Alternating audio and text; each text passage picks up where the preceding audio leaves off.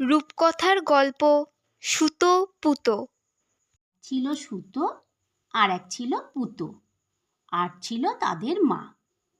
একটা ছোট্ট কুঁড়ে ঘরে তারা তিনজন বাস করত। একদিন সুতো পুতোর মা বলল, আমি আজকে তোদের মামার বাড়ি যাব, তোরা দুজন থাকতে পারবি তো? সুতো পুতো বলল, হ্যাঁ মা, কেন পারবো না? এখন আমরা বড় হয়েছি, তুমি কোনো চিন্তা করো না। মা বলল, আমি কাল সকালে বাড়ি ফিরে আসব, কিন্তু সাবধান, আমাদের বাড়ির পাশে যে তাল গাছ আছে ওখানে এক হাঁকানেরে বাস করে, তোরা কিন্তু কখনো দরজা খুলে রাখবি না। এই বলে তার মা মামার বাড়ি চলে গেল। ধীরে ধীরে দুপুর গড়িয়ে সন্ধে নেমে এলো। আকাশে কালো মেঘের সাথে শুরু হলো ঝমঝমিয়ে বৃষ্টি। কুঁড়ে ঘরের পাশে তাল গাছ থেকে হাঁকানেরে নেমে এলো। হাঁকানেরে সুতোপুতোর মায়ের রূপ ধরে ডাকতে লাগলো, ও সুতোপুতো, দুয়োর খোল মা ভিজে মলুম। ও সুতোপুতো, দুয়োর খোল মা ভিজে মলুম। সুতোপুতো ভাবলো, মা কি করে ফিরে এলো এই বৃষ্টির মধ্যে? তাছাড়া মা তো বলেছিল কাল সকালে ফিরবে। কিন্তু হাঁকানেরের বারবার ডাকাডাকিতে তারা ভাবলো, হয়তো কোনো কারণে মা ফিরে এসেছে, মা বাইরে দাঁড়িয়ে বৃষ্টিতে কষ্ট পাচ্ছে।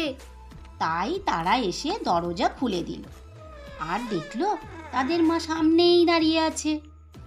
মাকে ঘরে ঢুকিয়ে নিয়ে তারা মাকে একটি শুকনো কাপড় পরতে দিল। যখন মা ভিজে কাপড় ছেড়ে শুকনো কাপড় পরল, তখন পুতো দেখলো মায়ের একটা পা কেন? একটা পা তো থাকে হাঁকানেরের, তবে কি আমাদের ঘরে হাঁকানেরে ঢুকেছে?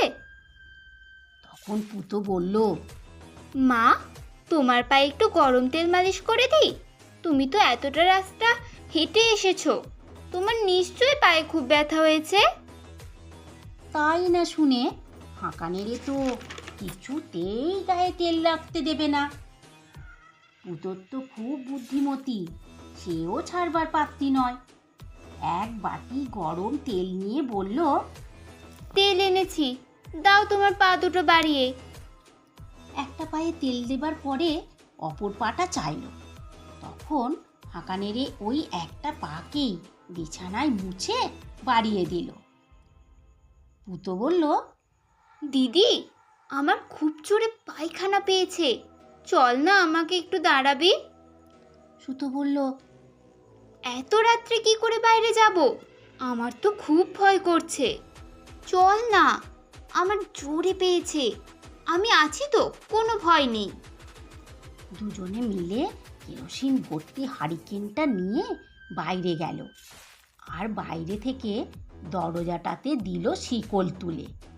ওরা বাইরে গেলে হাঁকানেরে মনের আনন্দে গান গাইতে লাগলো। হাঁকানেরেটা কুলো বেরেটা তাল গাছেতে থাকে, যে ছেলেটা কাঁদে তার কানটি ধরে নাচে।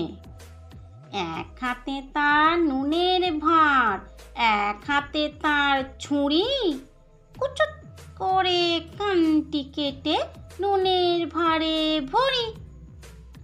এদিকে সুতোপুতো বাইরে গিয়ে পাড়া সব লোকেদের ডেকে এনে হারিকেনের তেল ঘরের চালে ছিটিয়ে দিয়ে দিল আগুন ধরিয়ে। ঘরের ভিতর হাঁকানেরের গায়ে আগুনের আঁচ লাগতেই হাঁকানেরে গেল ঘরের অন্য কোণে, সেখানেও আগুনের আঁচ লাগতে গেল অপর কোণে।